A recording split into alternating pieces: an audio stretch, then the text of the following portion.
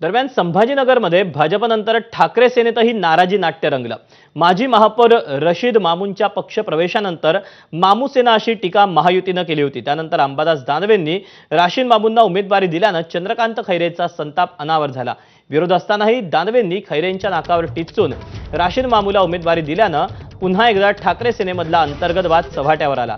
दानवेंनी मुद्दामहून तिकीट दिल्याचा आरोप करत राशीद मामूच्या प्रचारालाही जाणार नसल्याचं खैरेंनी स्पष्ट केलं। पक्षाचं काही म्हणणं नाही आहे। अंबादास दानवेंनी ऐकलं नाही। अंबादास दानवेंनी मी सांगितलं असताना सुद्धा त्यांनी मुद्दाम तिकीट दिलं। अंबादास दानवेला कुठल्या निवडणुका लढवायच्या नाही आहे, जनतेतून जायचं नाही त्याला, पुढे खिडकीतून जायचं, म्हणून त्याला जनतेचं काही नाही। मी प्रचाराला पण जाणार नाही त्या वार्डात, त्या प्रभागामध्ये जाणार पण नाही, कारण मी हिंदुत्ववादी आहे। मी जाणार नाही त्या प्रभागात, कशाला जायचं तिथे? हे काय उद्धव साहेबांनी तिकीट नाही दिलं, हे दिलं ते अंबादास दानवेंनी दिलं। अंबादास दानवेचं प्रचंड मोठं राजकारण आहे। आता हे येऊन टिकूजीराव बसले आणि त्यांनी सुरुवात केली, हे मला मान्य नाही। टिकोजीराव कोण? तेच अंबादास दानवे।